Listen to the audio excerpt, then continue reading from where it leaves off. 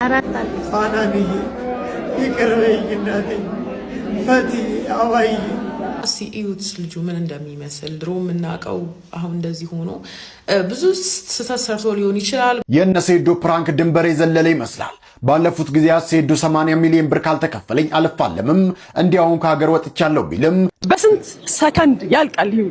እኔ በምንም ሰከንድ ይለቅ አይልቅ እሱን እግሩን መስበር ነው የምፈልገው። ሴዶ ከጆኒ ጋር የሚፋለሙበት ቀን ታውቋል። የውድድሩ ቀን ተቆርጧል። ሴዶ ከጆኒ ጋር የሚፋለሙበት ቀን ታውቋል። የውድድሩ ቀን ተቆርጧል። ሰሞኑን እንግዲህ አመለጥኳችሁ በነፃ አልወዳደርም 80 ሚሊዮን ብር ካልሰጡኝ ወደ ኢትዮጵያ አልመለስም ሲል የነበረው ሴዶ ወደ ቱርክ ሄደው ለውድድር እንጂ ከጆኒ ጋር የሚያደርገውን ፍልሚያ ሽሽት አይደለም። እናም በሴዶና በጆኒ መካከል የሚደረገው የኤምኤምኤ ፋይት ሐምሌ 25 ቀን እንደሚደረግ አዘጋጆቹ አስታውቋል። ሴዶ ወይንስ ጆኒ ማን ያሸንፋል? ሐሳባችሁን ኮሜንት ላይ ጻፉልን። ፎሎ እያደረጋችሁ ቤተሰብ ይሁኑም።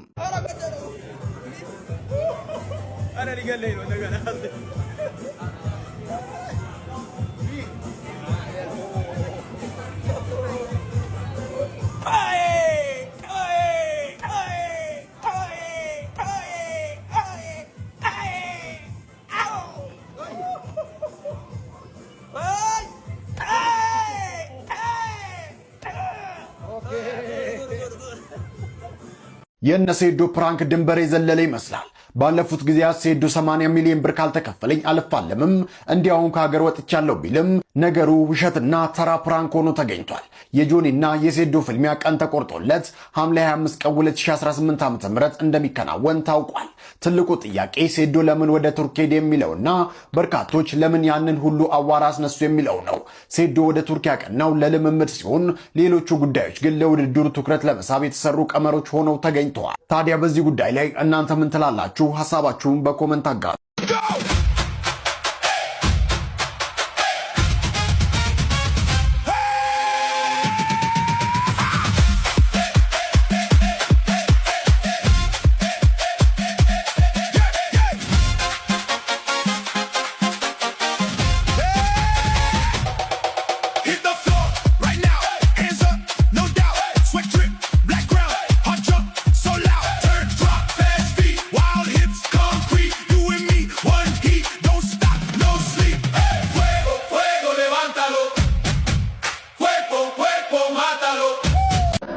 ባሞሌር በጓዳጎል ድርጅት አምባሳደር አድርጋችሁ ሾማችሁ በድያችኋለሁ። አራት አለ ፋናንዬ ይቅርበኝ እናቴ ፈቲ አዋይ ሮማን ኡስታዝ አቡበከር አህመድ በድሩዜ ኡስታዝ ሙሉ ቱርኪ ማንገታችሁን አስደፍጫችኋለሁ። ይቅርበሉ ይቅርበሉ። አይዞ በቃ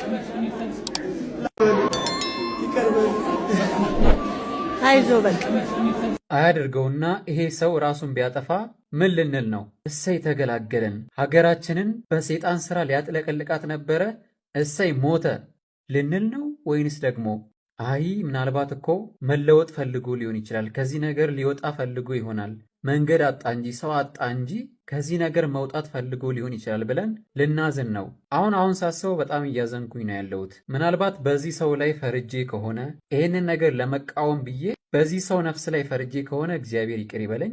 የኔ ፍላጎት አንድና አንድ ነገር ብቻ ነው። እሱም ምንድን ነው? በሃይማኖት ስም፣ በፖለቲካ ስም፣ በማህበራዊ ስም፣ በሶሻል ሚዲያ ስም ብቻ በተለያዩ ነገሮች ኢትዮጵያ ውስጥ የሚደረጉ መጥፎ ነገሮችን፣ ሰይጣናዊ ነገሮችን፣ የተበላሹ ነገሮችን ብቻ ከባህልና ከእምነት የወጡ ነገሮችን የሚያደርጉትን ሰዎች መቃወምና መቃወም ብቻ ነው። ከዛ ያለፈ በማንም ሰው ላይ መፍረድ፣ የማንንም ሰው ሲኦል መግባት፣ የማንንም ሰው መታሰር፣ የማንንም ሰው ራስን ማጥፋት የምደግፍ በሱም ደስ የሚለኝ ሰው አይደለሁም። ይሄ ሰው የእውነትም ምናልባት መንፈስ መርቶት ምናልባት በመንፈስ ተይዞ በዚህ ነገር ውስጥ ሊሆን ይችላልና ከዚህ መንፈስ የሚወጣበት መንገድ ካለ ይህንን መንገድ የሚፈልግ ከሆነ ከኔ በላይ የእሱን ከዚህ ነገር መውጣት የሚደግፍና ከጎኑ የሚሆን ማንም አይኖርም። እርግጠኛ ሆኜ ነው የምናገረው። ነገር ግን ይህንን ነገር አምኖበት የሚሰራ ከሆነ በመንፈስ ተመርቶ ሳይሆን በራሱ ተመርቶ በራሱ ፍላጎት ይህንን ነገር የሚያደርግና በጸበል የሚያሳብብ ከሆነ አሁንም ደግሜ እላለሁ፣ ይህንን ነገር ከኔ በላይ የሚቃወመው ማንም አይኖርም።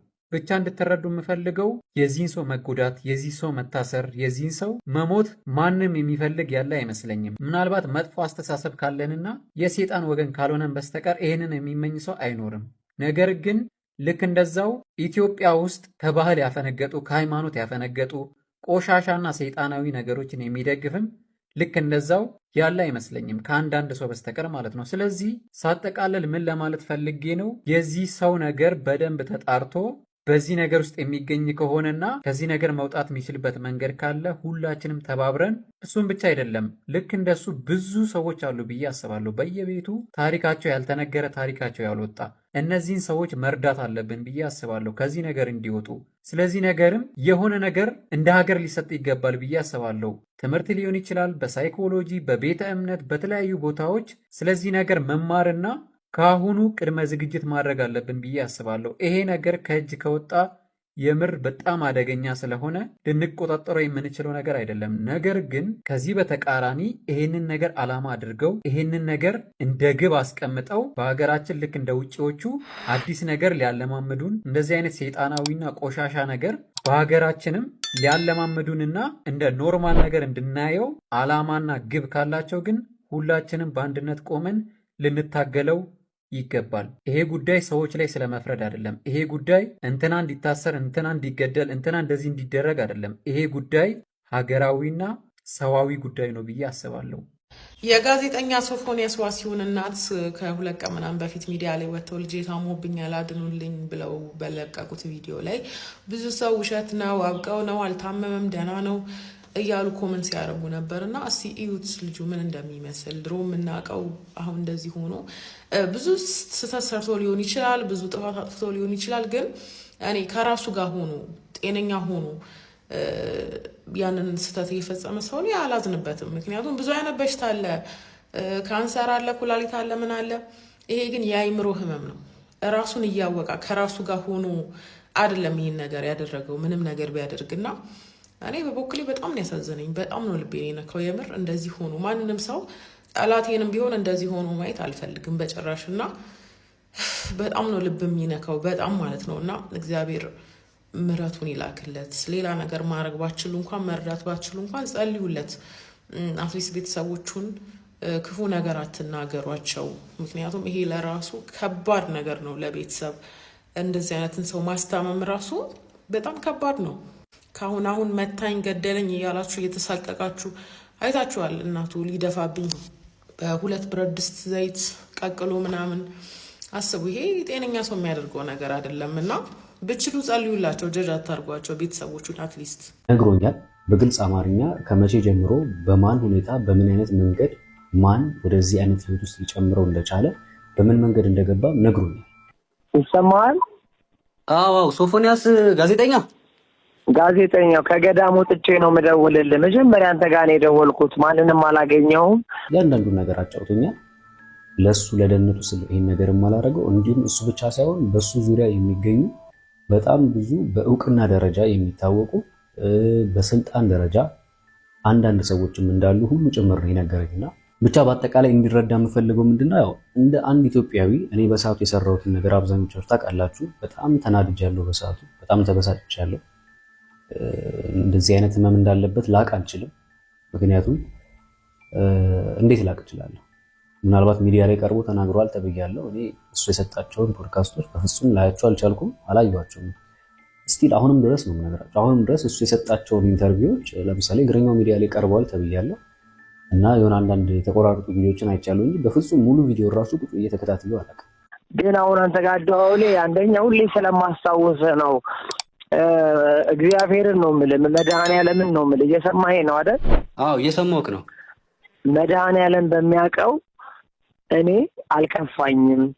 እኔ የእግዚአብሔርን ስጋው ደሙን እንድቀበል ህይወቴ እንዲስተካከል ከዚህ ቆሻሻ ህይወት እንድወጣ ወደ ትክክለኛ መስመር እንድገባ ምክንያት የሆንከኝ አንተ ነህ።